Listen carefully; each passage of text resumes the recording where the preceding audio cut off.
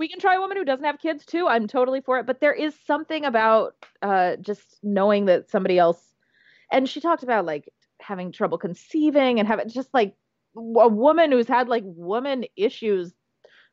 There's something about it that I think I don't exactly know how to codify without being dismissive of women who are from who are not mothers or who are have biological differences or whatever. But there is something there that the fact that we don't even have any like language for some of these things is is relevant. Well, I mean, I don't to kind of add on to that. Part of the problem is yes, absolutely, it would be wonderful to have a mother, but in even in your kind of like, but I don't mean that there's no value if you don't. I mean, I'm not a mother. I don't want to actually be a mother. But it's almost like we have this sense that we're only going to get one. Right. And I think that's the thing we have to push back on. Yeah, it would be great, but we don't have presidents for life. Right? It's not going to be, we're only going to have one. I mean, at least for the moment. We don't have presidents. We have presidents for 4 to 8 years, right? Mm-hmm. Many presidents in a kind of 50-year period, of an individual's voting life. We shouldn't have to choose just, like, wouldn't it be cool to have a mom? Yeah, it would be cool to have a mom. It would be cool to have a woman who chose not to have kids or didn't have kids for, fertility issues, whatever that was. It's that this is a perspective. It's a perspective that is true for 50% of the country. I don't would be like, let's get how about a trans woman or a trans man or, that's great.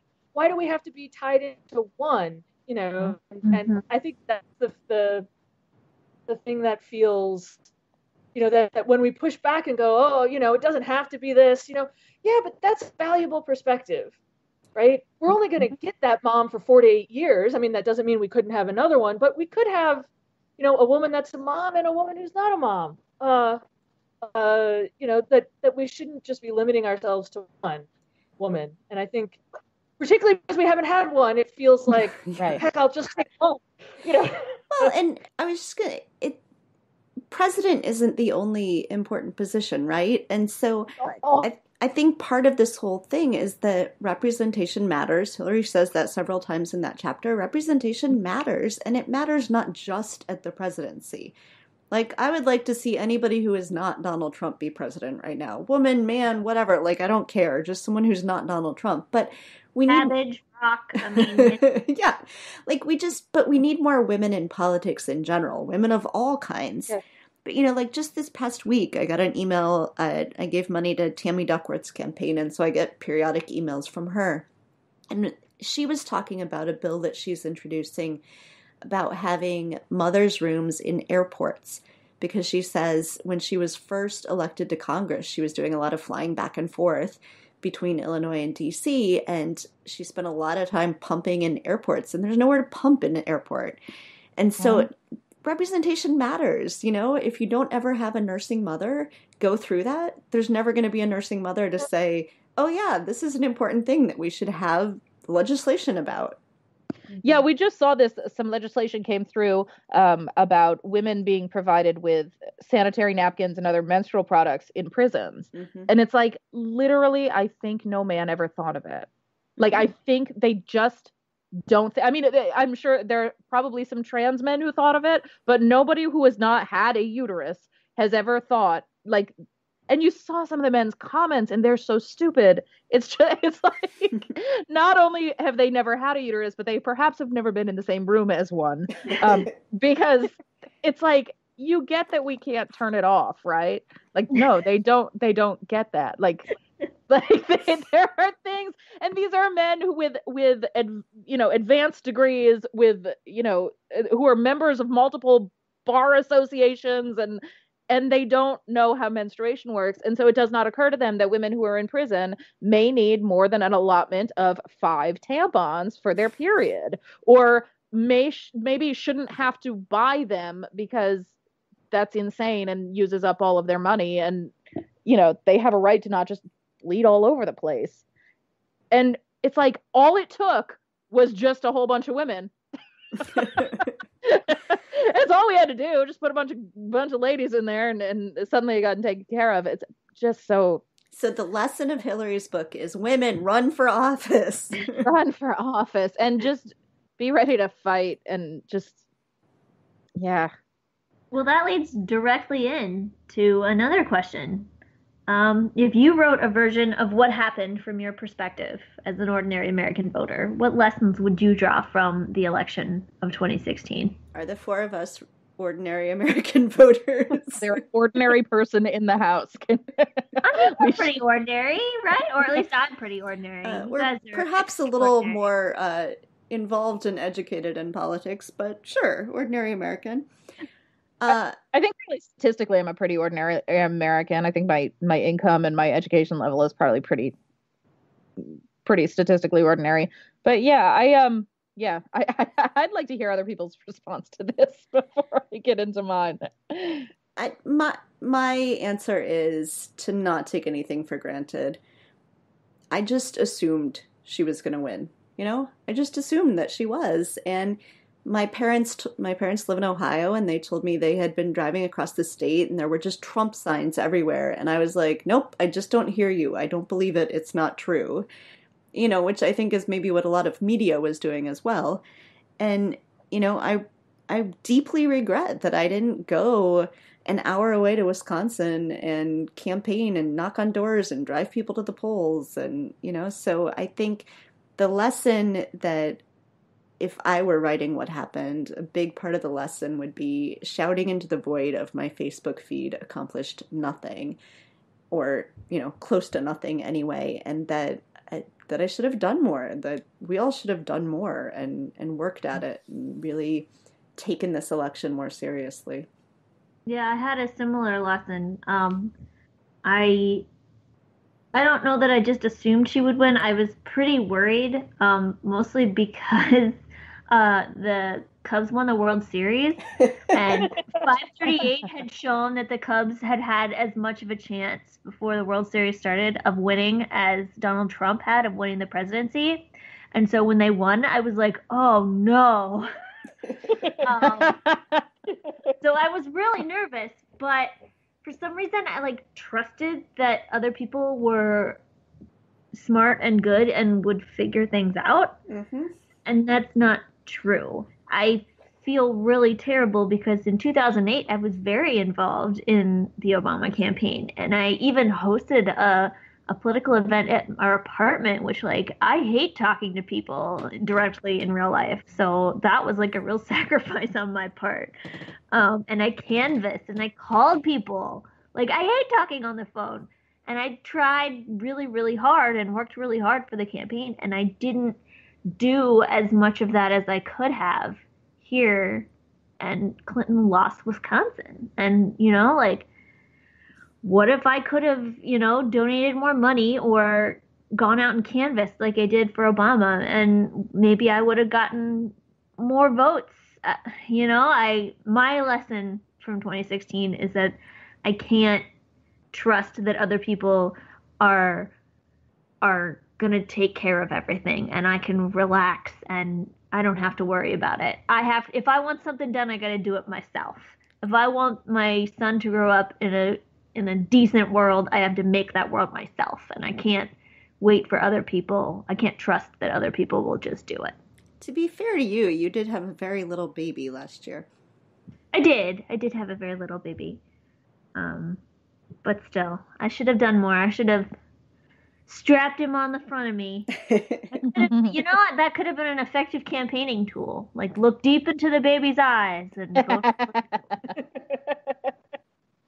I would say that, yes, I would agree in terms of a lesson going forward is don't assume anything. Work, however hard you worked, it clearly wasn't enough, so we all have to work a little harder the next time. And I clearly did. I will own up to not doing anywhere near as much as I should have, and probably fell too much into the assumptions. I think the other thing, and I don't know, that I would take in terms of my own behavior that's not necessarily tied to an election cycle, but as Kelly brought up, Pantsuit Nation and secret Facebook groups and things like that, trying to just being not necessarily on social media more kind of forthright, but in personal interactions, so that when somebody says something that is not necessarily problematic or explicitly sexist, I mean, yes, obviously respond to that or as well, but to not just let things slide. If something's important to me and somebody doesn't know that, to be clearer about it. I tend to be, I enjoy kind of talking with people and things like that, but I tend to, for the most part, be a fairly private person in terms of what's going on in my own head in some respects. And so to be less in my head about it and more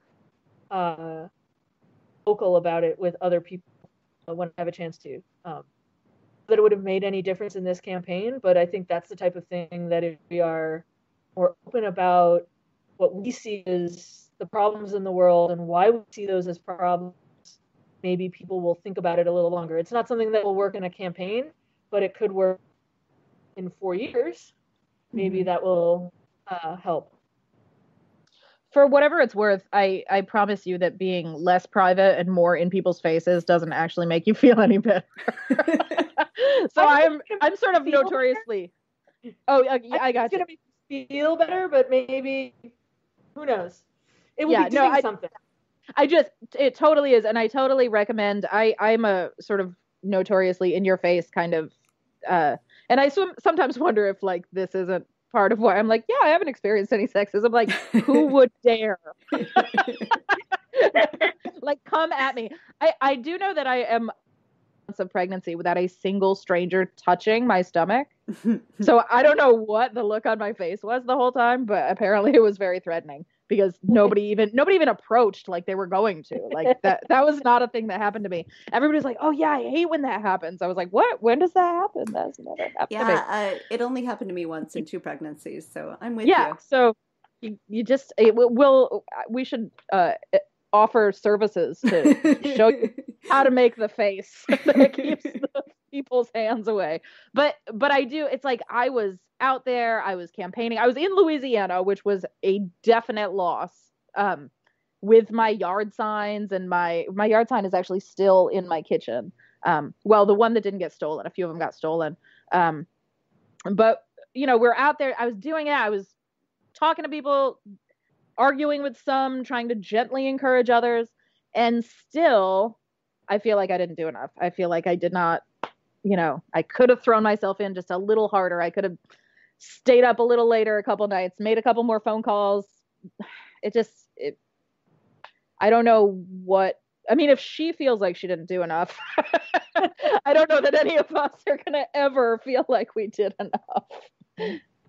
All right, so we're all going to do more, and do more. Except Megan. No, I'm totally going to do more, because otherwise I'll feel bad. But in some cases, I might do a little less, actually. Megan will continue to fight the good fight for us on Twitter and Facebook. I've already made things pretty awkward for the upcoming holidays with my husband's family, so. Yeah, it's I actually had Thanksgiving last year. I ended up hosting an open Thanksgiving for anybody who didn't want to hang out with their Trump family at my house here in Lafayette, and we seated 20 people for Thanksgiving. It was quite an event, because it was Thanksgiving. It was just after the election. It was like, oh yeah, it was. I don't want to see or talk to Trump voters. So please feel free to come here if you feel like I do, and a lot of people did. Yeah, I do have one cousin who just recently retweeted a Donald Trump tweet, and wasn't mad about it. Was retweeting because he agreed with it. I suspect he's not listening to this podcast, and I don't know how much I will try to bring him around. I may try, but I will definitely continue to rag on my cousin who voted for Evan McMullin and lives in Ohio. So, oh no! I know. I tried, man. See, I will post on people's walls, and I don't actually have any faith that the family members, these are all my husband's family members, that I'm posting on their walls that I'm going to change their minds, but I'm hoping that